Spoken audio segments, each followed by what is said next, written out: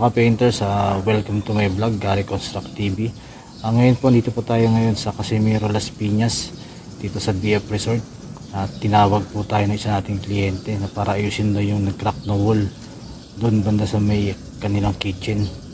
Tingnan natin kung anong magagawa natin paraan para marasolbahan yung problema nila. Kung anong mga dapat na gawin para matanggal natin yung crack at hindi na bumalik yung crack. Sana magawa natin ng paraan. Sa mga hindi pa nakaka-subscribe ng aking YouTube channel, please subscribe Gary Construct TV para updated kayo sa mga bagong video ko na nilalabas. Peace out mga ka-painters. Yun mga ka-painters, ito po pala yung crack ng wall nila. Medyo mahaba po siya na pa-square. Yan po yung crack ng wall. Yan po ang gagawa natin ng paraan para hindi na siya bumalik sa pagkakaroon ng crack. Ito ang una natin gagawin mga ka-painters. Sisinsilin muna natin yung crack. Papalakihan natin ng awang para pagkalagay natin ng concrete epoxy, yung all-purpose na epoxy, malagyan pati yung pinaka-loob-looban para hindi na siya bumalik sa pagkakarak niya. Kaya dapat lakihan natin siya ng awang. Kaya dapat sisinsilin natin siya gamit yung pansinsil at yung martilyo. Kasi kung hindi natin sisinsilin yan, hindi papasok yung ilalagay natin na epoxy. Kung ganun lang crack ang lalagyan natin, kung ano lang yung crack na lumabas, doon lang tayo maglalagay. Hindi natin malalagay yung loob. Wala rin, useless din yung gagawin natin. Kaya dapat lalakihan natin yung awang.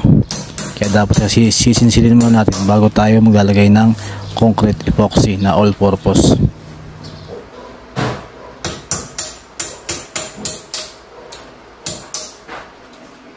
Yan po mga painters, tapos natin siyang sinsilan. Linisan na natin yung pinakaawang gamit yung paintbrush para matanggal yung mga alikabok. Para pag naglagay tayo ng all-purpose na epoxy, hindi siya doon kakapit sa mismong alikabok.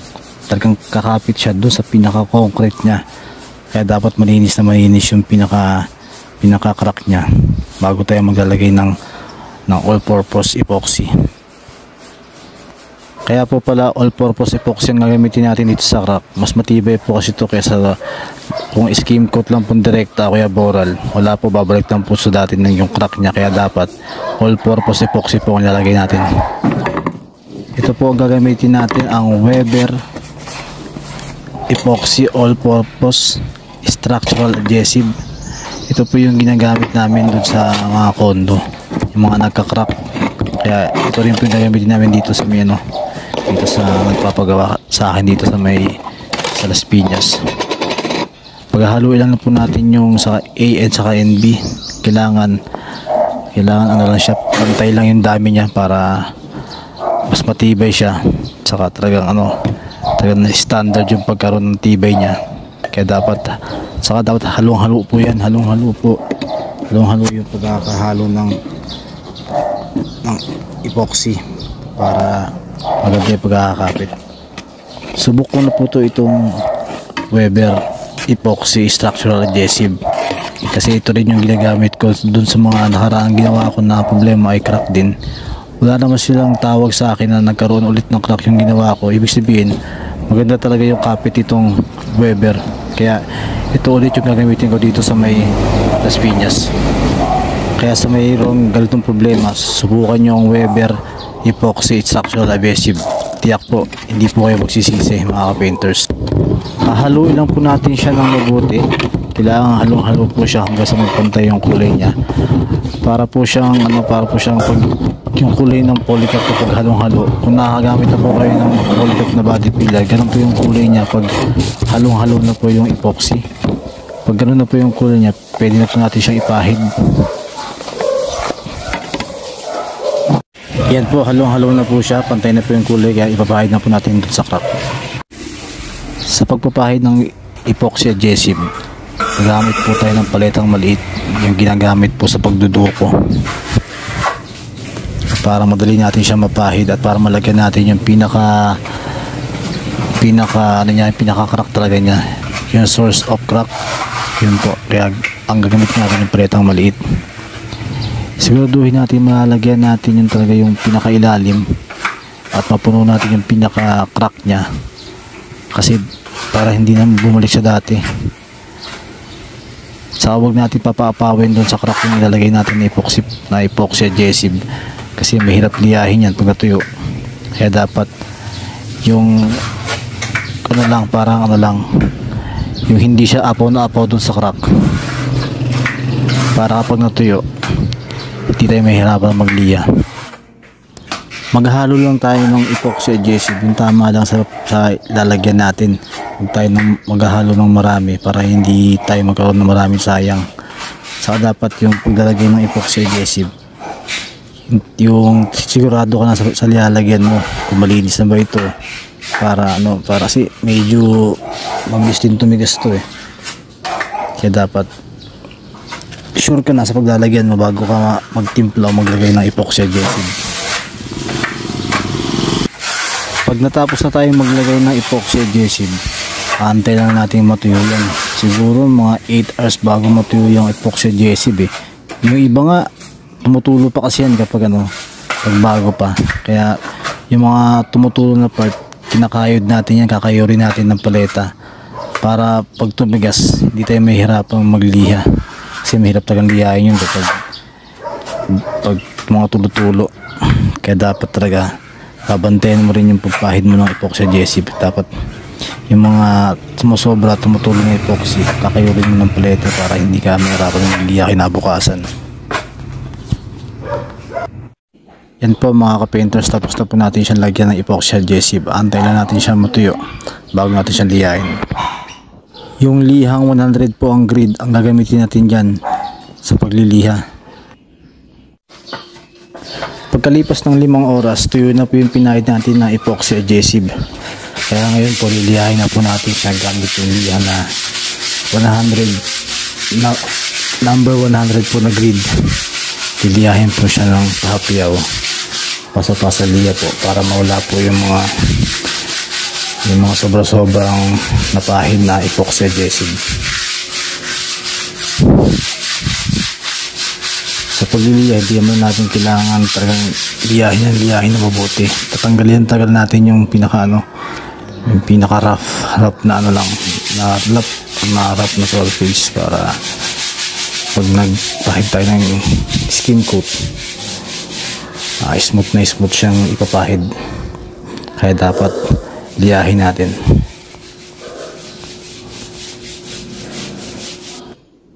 Pagtapos natin liyahin, kapagpagan natin yung mga alikabok, tapos paprimeran natin siya ng poison flat latex. Kakapalan natin yung pagka-primer para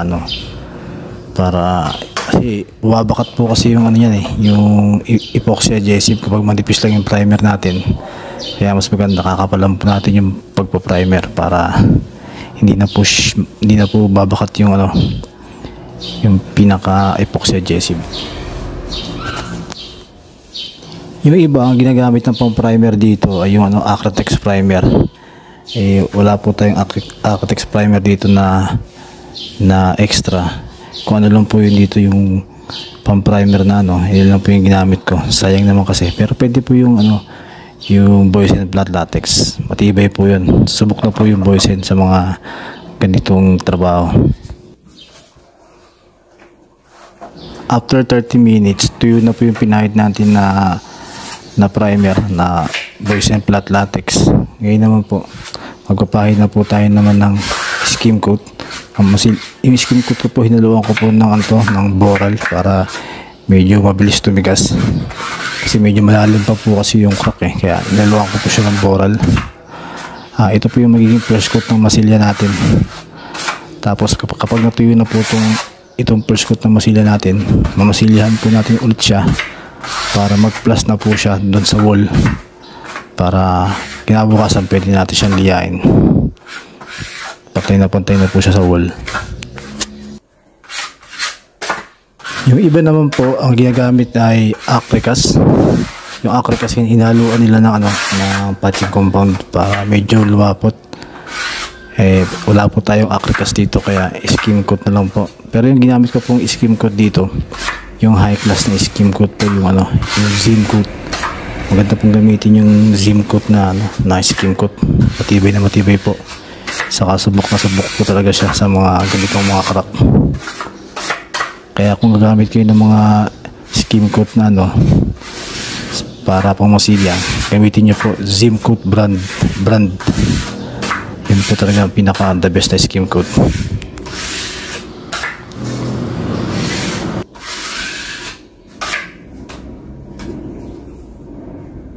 Yan po mga ka-painters, tapos na po natin siyang masilihan.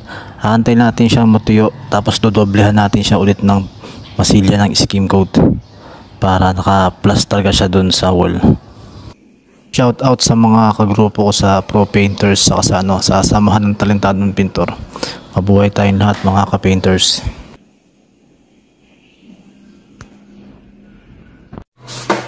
Patapos natin doblehan yung skim coat, tapos natuyo na, liliyahin natin siya ng liha na 150. Kaya 150 ang ginamit natin para hindi masyadong magkaroon ng mga guhit-guhit. Kasi kapag 100, magkakaroon siya ng mga guhit na gawa ng liha.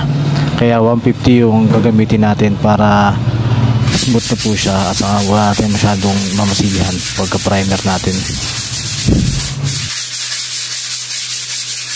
Sa pagliliha, kailangan siguraduhin natin naka-flat yung liha natin doon sa wall para pantay po yung pagkakaliha natin. Iba po gumagamit po ng electric sander sa pagliliha para pantay po yung nililiha nila, para kapag primeran wala na masyadong masilyahan.